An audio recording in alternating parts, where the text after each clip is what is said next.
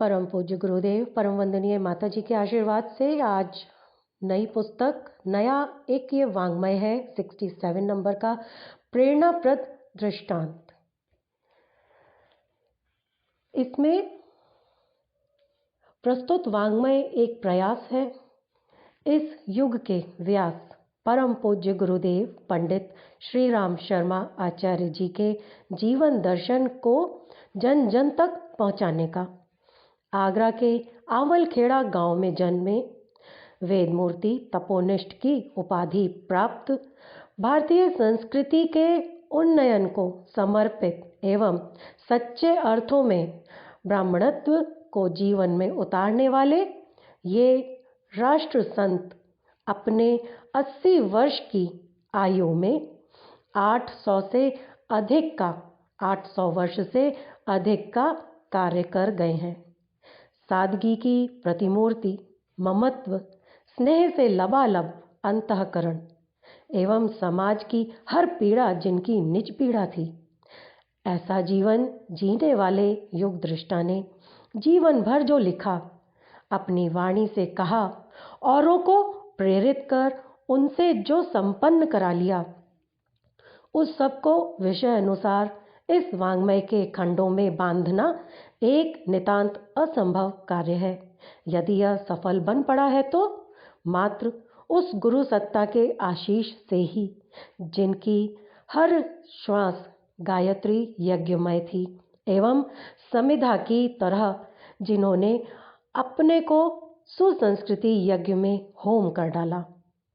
उनकी जीवन समाधि के 80 वर्षों में से प्रारंभिक 30 वर्ष जन्मस्थली आवलखेड़ा, आगरा जनपद एवं नगर में एक साधक, समाज सुधारक, प्रखर स्वतंत्रता संग्राम सेनानी की तरह बीते।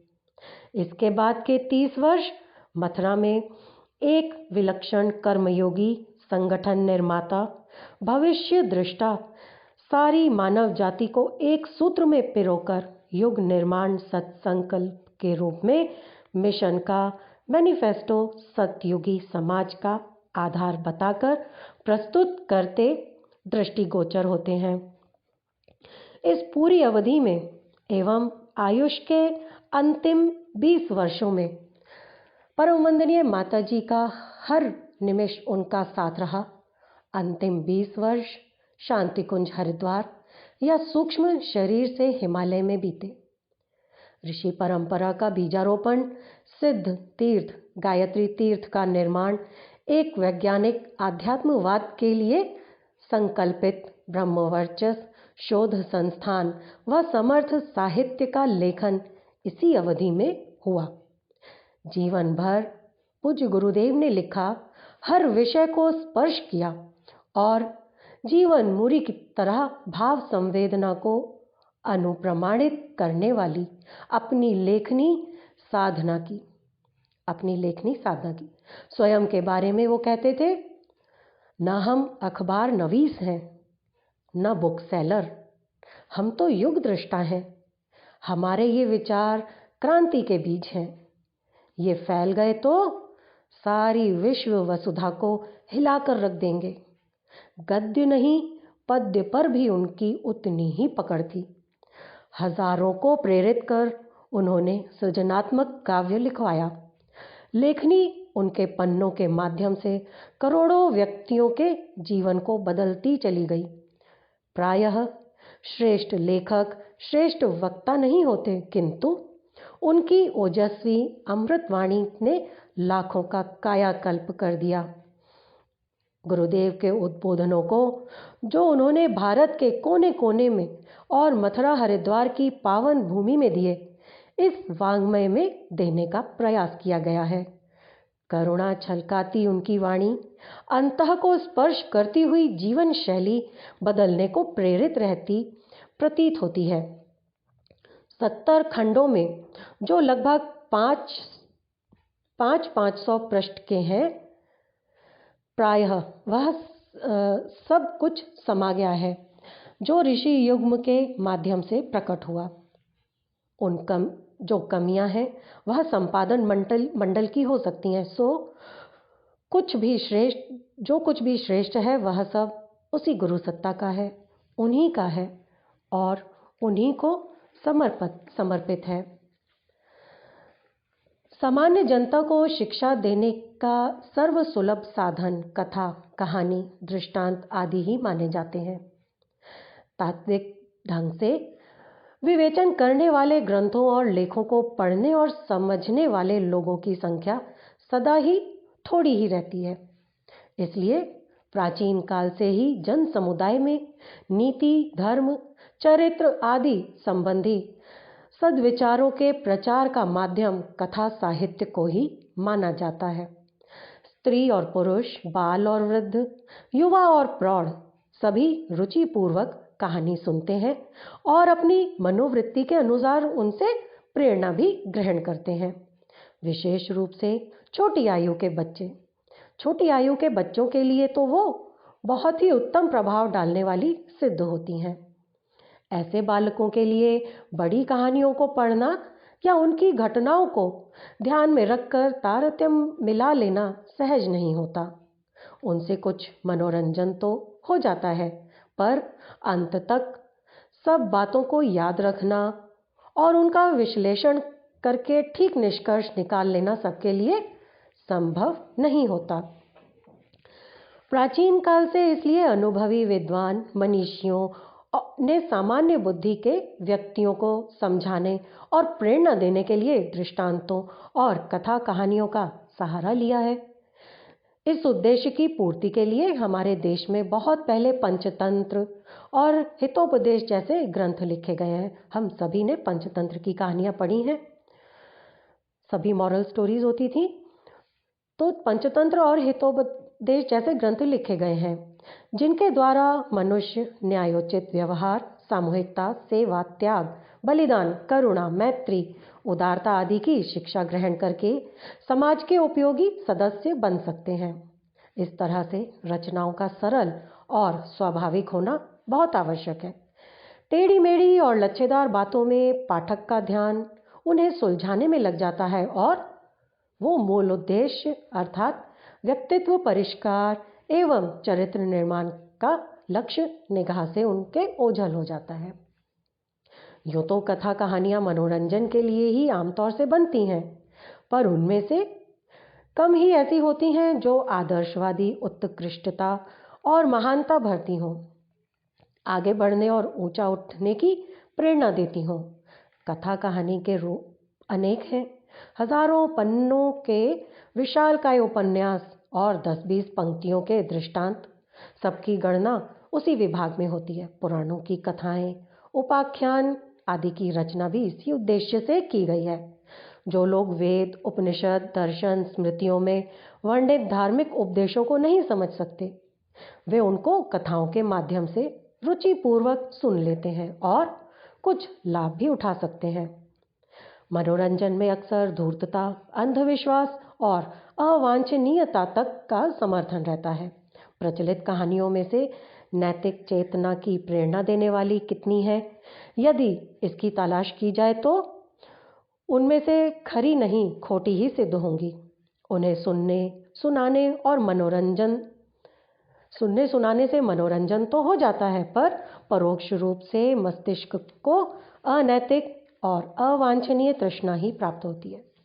इस दृष्टिकोण को सामने रखकर परम पूज्य गुरुदेव ने ऐसे छोटे छोटे दृष्टांतों, लघु कथाओं का निर्माण किया है जिनको लोग 10-5 मिनट में पढ़कर हृदयंगम कर सकें और उनमें से हर कोई उपयोगी शिक्षा ग्रहण कर सके।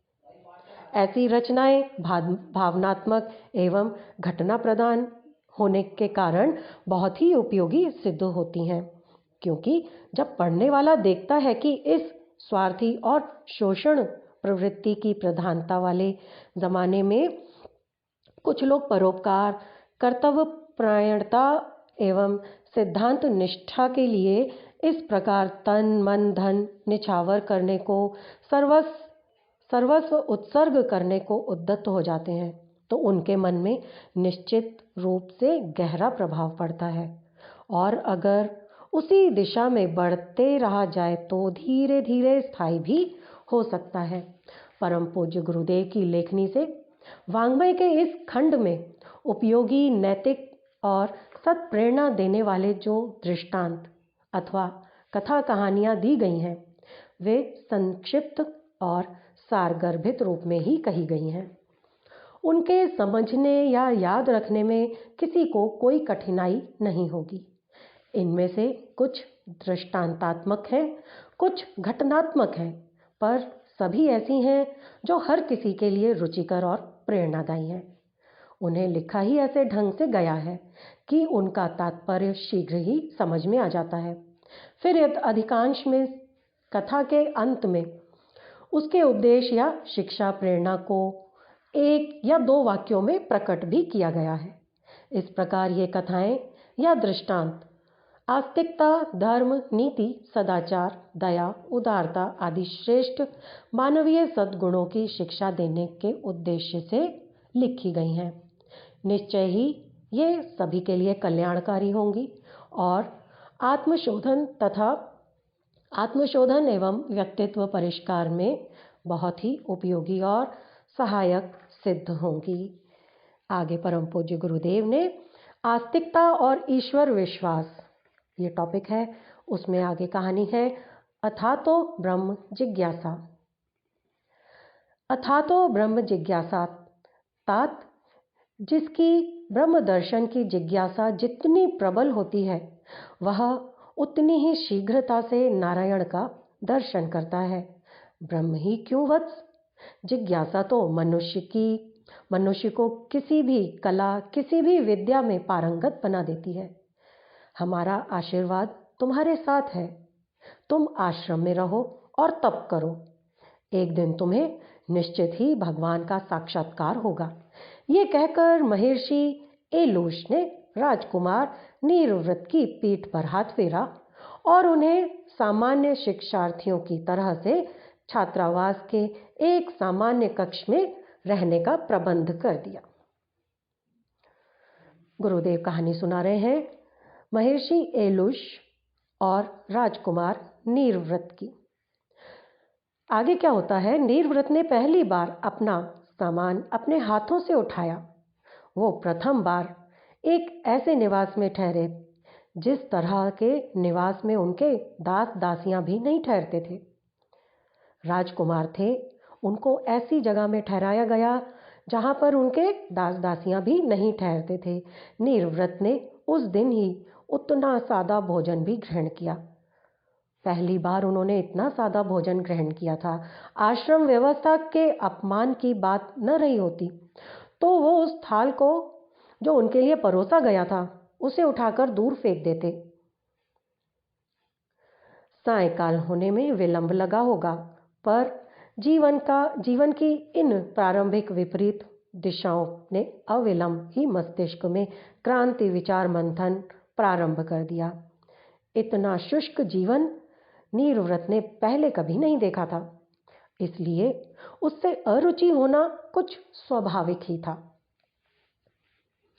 शयन को जाने से पूर्व उन्होंने एक अन्य स्नातक को बुलाकर के पूछा। सोने से पहले उन्होंने एक अपने वहीं आश्रम का एक स्टूडेंट वो था, उससे बुलाकर के पूछा, तात आप कहाँ से आए हैं? आपके पिता क्या करते हैं? आश्रम में निवास करते आपको कितने दिन हो गए? क्या आपने सिद्धि प्राप्त कर ली? क्या आपने ईश्वर से साक्षात्कार कर लिया? नीरव्रत ने उनको पूछा। आगे क्या होता है, प्रश्न करने की इस शैली पर स्नातक को हंसी आ गई। उसने कहा, मित्र, शेष प्रश्नों का उत्तर बाद में मिल जाएगा। अभी आप इतना समझ लें, मैं उपकौशल का राजकुमार हूँ और ये मेरा समापन वर्ष है।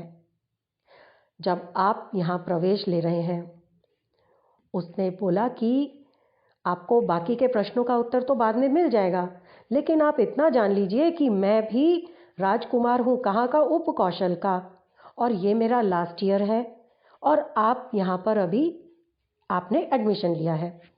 तरुण स्नातक ने अपने तेजस्वी ललाट को उन्नत कर ऊपर उठाया और ऋषि एलूश जहाँ रहते थे उस ओर चला गया।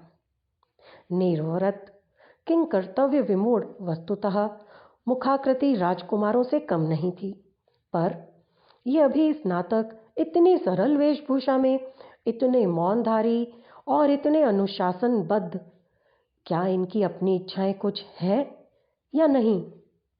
क्या इनकी सुख आकांक्षाएं नष्ट हो गई हैं? सच पूछा जाए तो निर्व्रत का माथा फट गया होता इस तरह के प्रश्नों से, किंतु अच्छा हुआ उन्हें निद्रा देवी ने विश्राम करा दिया। आगे क्या हुआ? प्रातःकाल सूर्योदय से 2 घड़ी पूर्व ही, जब भगवती उषा के आगमन की तैयारी हो रही थी, तब स्नातक जाग पड़े, प्रार्थना हुई। उसी हलचल में निर्व्रत की भी निद्रा टूट गई। निर्व्रत ने शैया का परित्याग किया। शरीर हल्का था। स्नान आदि से निवृत्त होकर वह गायत्री वंदन के लिए आसन पर बैठ गए। आज आश्रम जीवन का पहला दिन था। ध्यान तो नहीं लगा, पर चिंतन से एक बात समझ में आई। जब देह नष्ट हो जाती है, तब भी क्या राजा रंक, स्त्री पुरुष, बाल वृद्ध का भेद रह जाता है? नहीं। फिर मेरे राजकुमारत्व को क्या अमर रहना है? नहीं, नहीं। मन ने कहा नहीं। जीवन के दृश्य भाग नश्वर है, क्षणिक है, असंतोषप्रद है। जब तक मनुष्य पूर्णता प्राप्त नहीं कर लेता, तब तक उसे ऐसी कोई मान्यता नहीं बना लेनी चाहिए। इस चिंतन से कल वाला बोझ हल्का हो गया। राजकुमार निर्व्रत ने मान लिया कि वह भी शरीर में अव्यक्त आत्मा है और उसे पाने के लिए अहम भाव को छोड़ना ही पड़ता है। आगे क्या बता रहे गुरुदेव? कहानी में आगे क्या होता है कि किंतु यह अहम भाव भी कितना बलवान है कि मनुष्य को बार बार अपने शिकंजे में कसता ही रहता है। उससे यदि कोई बचाव कर पाता है तो वही है निरंतर विचार भावनाओं के प्रवाह और प्रबल निष्ठाएं। निर्व्रत ने विचार करने की कला सीखी, भावनाओं को उभार देना सीखा, तो भी अहंकार का अपराध अभी पीछा नहीं छोड़ रहा था। वो कभी कभी सह स्नातकों से झगड़ बैठते थे। अपने साथ के जो उनके बैचमेट थे उनसे उनका झगड़ा हो जाता था। कभी कभी शिक्षकों से भी दुराग्रह कर बैठते थे। उस समय तो उन्हें लगता था उनके पक्ष में न्याय है, पर जब वह विचार की तुला उठाते और विराट जीवन की तुलना में अपनी छोटी सी इकाई को तोलते, तो अहंकार तिरोहित हो जाता। जब वो सोचते कि ये सही था या गलत था, तो उनका अहंकार तिरोहित हो जाता, चला जाता था। मान मर्यादा, मोह, दंभ, दुराग्रह सब कुछ तिरोहित हो जाता। निर्व्रत अपने को शुद्ध, चेतन, अद्वैत आत्मा अनुभव करते। शिक्षण का ये क्रम ही उनके अंतर को परिवर्तित, परिष्कृत और विकसित करता हुआ चला जा रहा था। मान्यताओं के प्रति दृष्टिकोण परिवर्तन के साथ उनका व्यक्तित्व भी विकसित होता गया। तो भी अभी वो अविराम स्थिति में ही थे, अपरिपक्व अवस्था में ही थे। आश्रम का नियम था कि सभी स्नातक भिक्षाटन के लिए जाया करते थे। आश्रम का ये नियम था, ये रूल था कि सभी लोग वहाँ पर भिक्षा मांगने के लिए जाते थे। तब भिक्षा केवल सत्कार के लिए सन्यासियों को भोजन के रूप में और आश्रमवासी ब्रह्मचारियों को धान्य के रूप में दी जाती थी। इसके अतिरिक्त और कोई भी व्यक्ति भिक्षा नहीं मांग सकता था। तब भिक्षा केवल सत्कार के लिए सन्यासियों को भोजन के रूप में दी जाती थी और आश्रमवासी ब्रह्मचारियों को धान्य के रूप में दी जाती थी। इसके अतिरिक्त, इसके अलावा और कोई भी व्यक्ति भिक्षा नहीं मांग सकता था। आश्रम राजाओं के दान से चलते थे, तो भी ये परंपरा थी कि स्नातक अपने आप को समाज का एक बालक ही समझें और वे कभी अहंकार न करें। इसीलिए भिक्षावृत्ति प्रत्येक स्नातक के लिए आवश्यक थी। नीरव्रत को इस तरह का आदेश पहली बार मिला था। एक बार फिर उनका वर्षों का प्रसुप्त अहम भाव पुनः जाग पड़ा।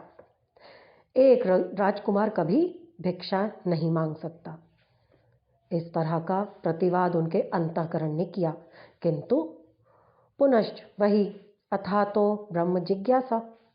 नीरव्रत को अपने आप को दबाना ही पड़ा। नीरव्रत को लगा कि भाई राजकुमार हूँ, मैं भिक्षा मांगने नहीं जा सकता, लेकिन अपने आप को उन्हें दबाना ही पड़ा और जाना ही पड़ा। आगे क्या होता है? भिखारी नीरव्रत भिक्षा पात्र लिए एक गांव में प्रविष्ट हुए। किसी के दरवाजे जाते उन्हें लज्जा का अनुभव हो रहा था। किसी के भी दरवाजे पे जाते उनको शर्म आती थी। ग्राम प्रमुख की कन्या, जिसका नाम विद्या था, तो ग्राम प्रमुख की कन्या विद्या ने उन्हें उनके संकोच को पहचान लिया। उसने एक मुट्ठी धान्य निकाला और नीरव्रत के समीप ले जाकर भिक्षा पात्र में डालने की अपेक्षा भूमि पर गिरा दिया। विद्या ने क्या किया कि वो एक मुट्ठी धान्य लेकर के गई और नीरव्रत के भिक्षा पात्र में डालने की जगह क्या कर दिया, उसने जमीन में गिरा दिया। स्नातक ने पूछा, भद्रे, यदि जानबूझकर अन्न को फेंकना ही था तो आप उसे लेकर यहां तक आई ही क्यों? विद्या ने हंस करके उत्तर दिया, तात, मैं ही क्यों, संसार ही ऐसा करता है। हमने जीवन किसके लिए ग्रहण किया और उसका उपयोग कहाँ करते हैं? हमने जीवन किसके लिए ग्रहण किया और उसका उपयोग ही कहाँ करते हैं? हम किस उद्देश्य से आते हैं और वह उद्देश्य हमें पूरा करते कितना संकोच, कितना भारीपन लगता है। क्या यह धान्य बाहर गिराने की तरह का ही अपराध नहीं हुआ? हम किस उद्देश्य से आते हैं और वह उद्देश्य हमें पूरा करते कितना संकोच, कितना भारीपन लगता है। क्या यह धान्य बाहर गिराने की तरह का ही अपराध नहीं हुआ? ये सुनकर नीरव्रत की आंखें खुल गईं। किसी भी लक्ष्य की प्राप्ति के लिए दृढ़ता अपेक्षित है, ऐसा निश्चय कर लिया। उनकी लज्जा और उनका अहम भाव घुल गया और वो प्रसन्नता पूर्वक साग्रह भिक्षाटन के लिए आगे बढ़ गए। भिक्षा पात्र को आश्रम के कोष में पहुंचा आए। नीरव्रत अब उस बोझ से हल्के हो चुके थे जिसने अब तक के जीवन को जटिल, ब्रह्मपूर्ण और असंतोषमय बना रखा था। नीरव्रत जब सायंकालीन संध्या करने के लिए बैठे तो शून्य की शांति में इस तरह खो गए जैसे उनका बाह्य जीवन से संबंध ही न रहा हो। उनकी इंद्रियां, उनका मन, उनकी संपूर्ण चेतना देह के अहम भाव से उठकर अनंत अंतरिक्ष में फैल गई। वे अब संकीर्ण परिधि से निकलकर अनंतता की अनुभूति कर रहे थे। अपने आप को निर्मल, स्वच्छ, धुला हुआ, शांत, संतुष्ट और बहुत हल्का फुल्का अनुभव कर रहे थे। ये कहानी थी नीरव्रत और विद्या की। आगे परम पूज्य गुरुदेव ने जो दृष्टांत, जो कहानी है, जिधर देखता हूँ उधर तू ही तू है। भरत, ओ जड़ भरत, धीरज जब अपने भाई को खोजने निकलती है तो वो कभी खेत में मिलता तो कभी नदी के किनारे। दोपहर होने पर सब लड़के अपने अपने घर वापस आ जाया करते थे, पर जड़ भरत को न खाने की चिंता थी न पीने की चिंता। इसलिए धीरज, उसकी बहन धीरज, टोकरी में भाई के लिए खाना लेकर निकल पड़ती और जहाँ कहीं भी भाई मिलता उसको खिलाकर घर लौट आती।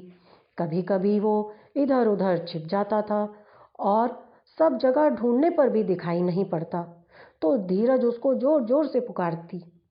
बहन की व्याकुलता देखकर भरत बाहर निकल आता और बहन के पास खड़ा होकर जोर जोर से हंसने लग जाता। आज भी धीरज भोजन सामग्री लेकर निकली थी, पर उसका भाई किसी जगह नहीं मिला। अंत में एक खेत में रखे हुए घास के बहुत बड़े ढेर के पास वो पहुंची तो उसकी बगल में दो मनुष्यों को उसने बातचीत करते हुए सुना। वे धीरज का ही नाम लेकर बात कर रहे थे, इसलिए उसे बड़ी उत्सुकता हुई। उसने जो ओट में से झांक कर देखा तो अपने भाई को नारद मुनि के साथ बातचीत करते हुए पाया। धीरज अपने भाई के लिए खाना लेकर के जाती है, उसको उसका भाई कहीं नहीं मिलता, तो उसको खेत में एक जगह रुक जाती है। उसको किसी दो लोगों की बात करने की आवाज़ सुनाई देती है। धीरे से वो झांक कर देखती है, आवाज़ कहाँ से आ रही है। वहाँ वो क्या देखती है, उसका भाई नारद मुनि के साथ बातचीत कर रहा है। ये देखकर उसको बड़ा आश्चर्य हुआ, क्योंकि जड़ भरत को तो सब लोग जन्म से बहरा और गूंगा समझते थे और धीरज ने उसे कभी बोलते हुए नहीं सुना। इस समय जड़ भरत देववाणी में नारद जी से क्या बात कर रहा था। जड़ भरत बात कर रहा था, मुनिवर नारद, मेरा एक काम कर दो तो आपकी बड़ी कृपा हो। अरे अवधूत, तुम तो जड़ भरत हो, तुमको किस बात की चिंता और क्या कामकाज। तुम्हारी बात सत्य है मुनिवर। जड़ भरत नारद जी से बोलता है, मेरा एक काम कर दीजिए तो आपकी बहुत कृपा होगी। तो नारद जी बोलते हैं कि तुम तो जड़ भरत हो, तुम्हें किस बात की चिंता है और तुम्हारा क्या काम है। तो वो आगे बोलता है, आपकी बात सत्य है मुनिवर, मुझे इस काया और माया का कोई मोह नहीं, तो भी एक बंधन मुझे भी है और वो है प्रेम का। मेरी बहन धीरज को, उसको तो आप जानते ही हो, उसका मेरे ऊपर अत्यंत स्नेह है और स्नेह क्यों ना हो, हम दोनों एक ही माता पिता की तो संतान हैं, एक साथ पैदा हुए और पाले गए हैं। तुम्हारी बहन धीरज तो वास्तव में अपने नाम के अनुरूप ही है। नारद जी कहते हैं, तुम्हारी बहन धीरज वास्तव में जैसा नाम है बिल्कुल वैसी है। बेचारी को न जाने कितने कष्ट उठाने पड़ते हैं, पर वो सदा तुम्हारे खाने पीने की व्यवस्था करती ही रहती है। तुमको तो इस विषय में कुछ प्रयत्न करना ही नहीं पड़ता। तब बताओ, तुम्हारे मन में चिंता कहाँ से घुस गई। नारद जी, आप तो जगत का चक्कर लगाते रहते हो। मेरी बहन अब विवाह योग्य हो गई है, माता नहीं पिता भी नहीं रहे, 9 भाई हैं, पर वो सौतेली माता के हैं। जड़ भरत नारद जी को बता रहा है कि आप तो सारे जगत में चक्कर लगाते रहते हैं, आप इतना नहीं जानते, मेरी बहन जो है वो अब विवाह योग्य हो गई है, माता नहीं है पिता भी नहीं है और हम 9 भाई हैं, पर सौतेली माता के हैं। उनको इस बात की कोई चिंता नहीं है। उनको इस बात की कोई चिंता क्यों होने लगी, मैं ही उसका माँ जाया भाई हूँ, पर मैं तो व्यवहार से सर्वथा अनजान हूँ। मैं तो संसार को छोड़कर कभी भी जंगल में चला गया होता, पर एक इस बहन का मुझे ख्याल आ जाता है। बहन का विवाह हो जाए और उसे ठीक ठाक सा घर मिल जाए, इतनी ही चिंता है मेरी।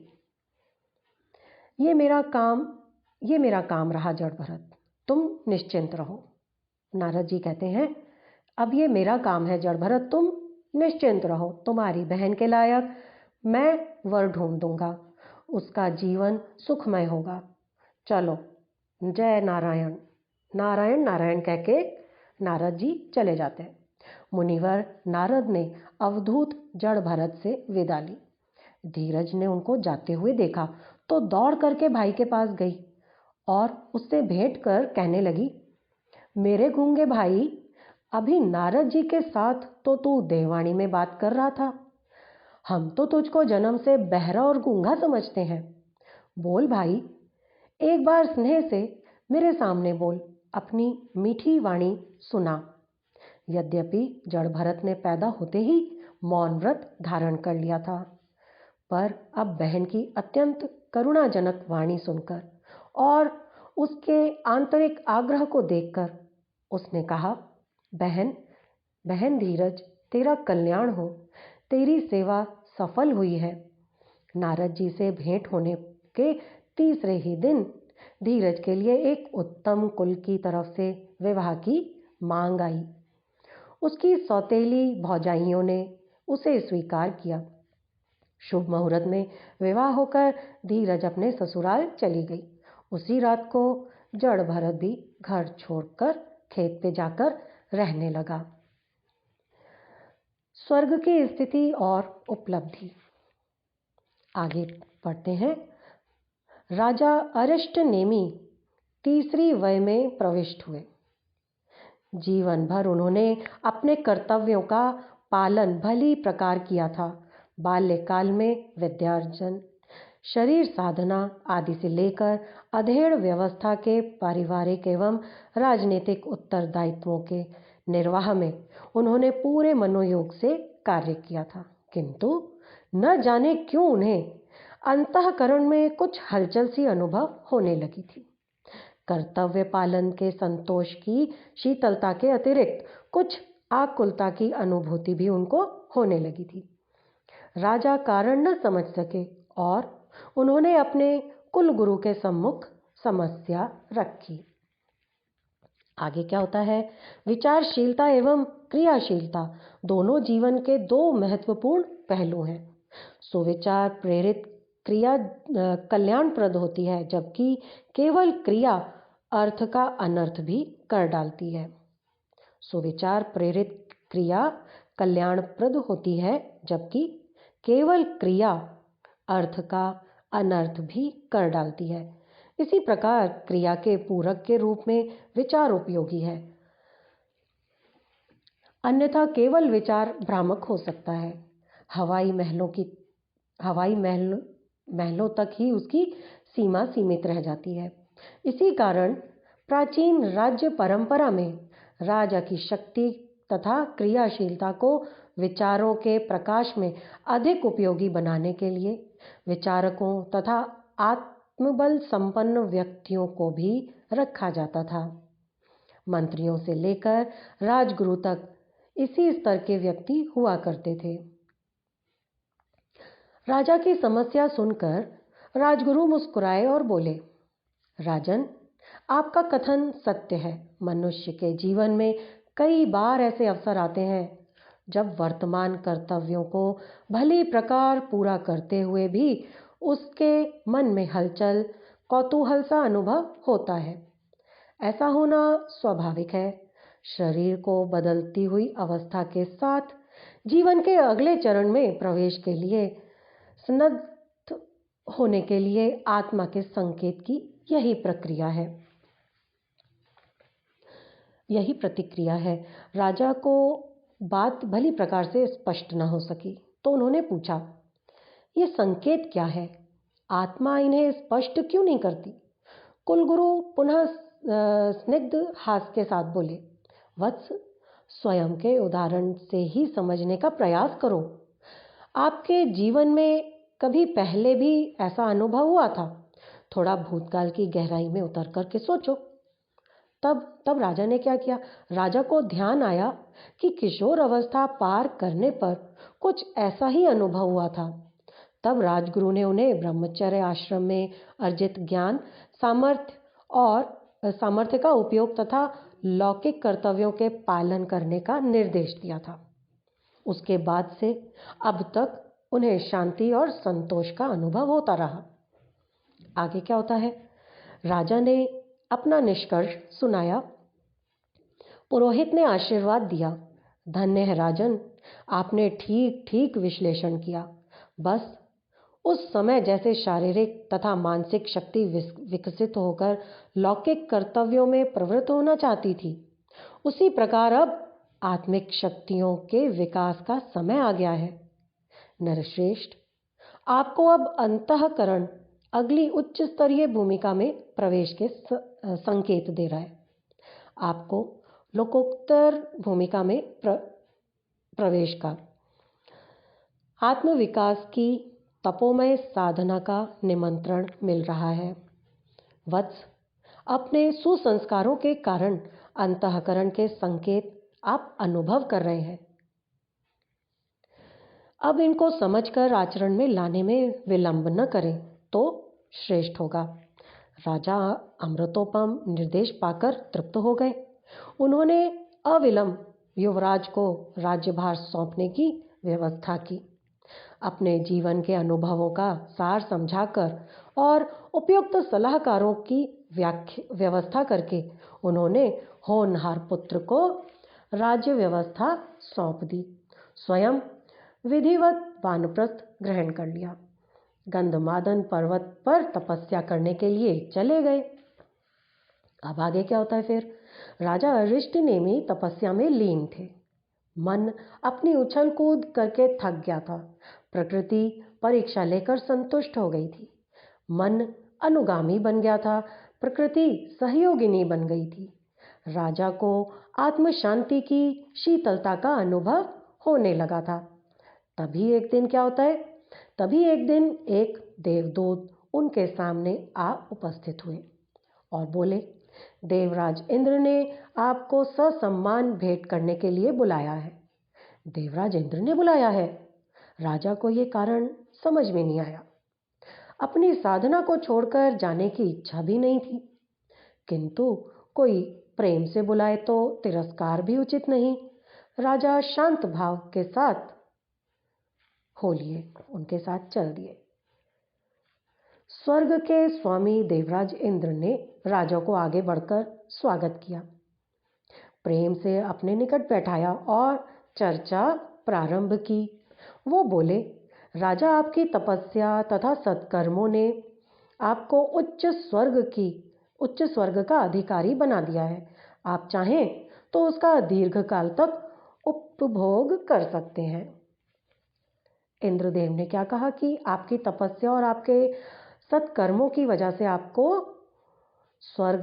उच्च स्वर्ग का अधिकारी बन गए हैं आप, और आप चाहते हैं तो उसका लंबे समय तक उपभोग भी कर सकते हैं।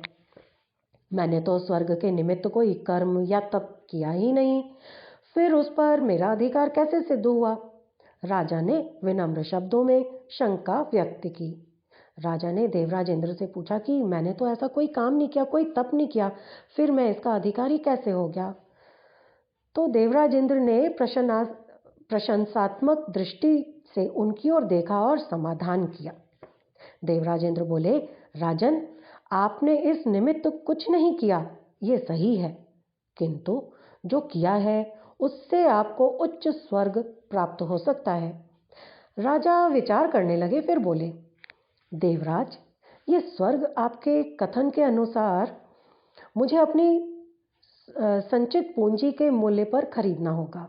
अस्तु, कृपया स्वर्ग के विषय में मुझे अधिक जानकारी दें ताकि मैं निश्चित कर सकूं कि वो स्वीकार करने योग्य है या नहीं। इंद्र द्वारा उत्तर देने की स्वीकृति पाकर राजा ने प्रश्न किया, उच्च और निम्न स्वर्ग क्या है? क्या दोनों प्रकार के स्वर्गवासियों के बीच प्रेम और सद्भावना का व्यवहार रहता है? क्या स्वर्ग में अधिकांश व्यक्ति मेरी ही तरह के हैं, जिन्हें स्वर्ग की प्राप्ति अनायास हुई है, अथवा स्वर्ग सुख की लालसा से एकत्र हुए व्यक्ति वहां पर हैं? क्या अपने अधिकार के स्वर्ग सुख को किसी अन्य व्यक्ति को, जिसे उसकी इच्छा तथा आवश्यकता है, दिया जा सकता है? स्वर्ग निवास की सीमा क्या है? ये सब पूछा तो देवराज इंद्र कुछ संकोच में पड़ गए, किंतु उत्तर देना आवश्यक था। तो इंद्रदेव बोले, राजन, स्वर्ग के विभिन्न स्तर सुकर्मों की पूंजी से प्राप्त होते हैं। अधिकांश स्वर्गवासी स्वर्ग सुख की लालसा से आने वाले ही हैं। उच्च वर्ग के प्रति ईर्षा, हे के प्रति स्पर्धा का भाव स्वर्ग में भी है। अपने हिस्से का भोग भोगने की स्वतंत्रता है। अपने हिस्से का भोग भोगने की ही स्वतंत्रता है, उसे किसी को देने की सुविधा यहाँ नहीं है। सत्कर्मों का प्रभाव समाप्त होने पर पुनः संसार चक्र में वापस लौटना अनिवार्य है। अब आगे क्या होता है? राजा अरिष्टनेमि का हृदय दहल गया। ऐसा स्वर्ग किस काम का, जिन सांसारिक हीन वृत्तियों से मुक्ति पाने के लिए वह प्रयत्नशील थे, उन्हीं में सड़ने वाला स्वर्ग का जीवन किस बुद्धिमान को ग्राह्य होगा। ये तो जेल से बुरा है। इंद्र राजा के मनोभाव पढ़ रहे थे। इंद्र ये सब राजा जो मन में चल रहा था उनके, वो सब वो मनोभाव पढ़ रहे थे। उन्हें लग रहा था पृथ्वी के इस राजा के सामने इंद्रासन हे सिद्ध हो रहा है, किंतु कुछ कहने की स्थिति में अपने आप को वो नहीं पा रहे थे। तब तक राजा बोल पड़े। राजा बोले, देवराज, मैं आपके स्नेह का आभारी हूँ। आपका स्वर्ग उन्हें प्राप्त हो जो उसके लिए प्रयास करते हैं। मुझे तो उसी गंधमादन पर्वत पर भेजने की कृपा करें, जहाँ शांत वातावरण में साधना की शीतलता से आत्मा तृप्त हो जाती है। इंद्र ने उठकर राजा को हृदय से लगा लिया और इंद्रदेव बोले, राजन, आपके आगमन से मेरा स्थान पवित्र हो गया। आपने मानव शरीर की वह गरिमा जान ली है जिसके कारण देवता भी नर देह धारण करने के लिए आतुर रहते हैं। आप वस्तुतः तत्व ज्ञान के अधिकारी हैं तथा इस दिशा में आपका सहयोग करके हम भी कृतकृत होंगे। देवराज ने राजा अरिष्टनेमि को महर्षि वाल्मीकि के पास भेज दिया। उनके मार्गदर्शन एवं अनुभव से राजा को शीघ्र ही अभीष्ट लक्ष्य की प्राप्ति हो गई। प्रलोभनों को चीरते हुए राजा अरिष्टनेमि संसार की विकृतियों से मुक्त रहकर मानव देह की सार्थकता का महत्व जान सके। आज का स्वाध्याय का क्रम हम यहीं पर समाप्त करते हैं। नेक्स्ट उसमें हम पढ़ेंगे छुरे की धार पर नचिकेता चलेगा। अगली बार जो कहानी होगी नचिकेता की होगी। हम सभी नचिकेता के बारे में जानते हैं। आइए हम परम पूज्य गुरुदेव परम वंदनीय माता जी के चरणों में श्रद्धापूर्वक नमन करें। उनका स्नेह आशीर्वाद सभी को इसी प्रकार प्राप्त होता रहे। ओम नमो स्वनंताय सहस्त्रमूर्तये सहस्रपादाक्षशिरो रुबाहवे सहस्रनाम्ने पुरुषाय शाश्वते सहस्रकोटि युगधारिणे नमः। सहस्रकोटि युगधारिणे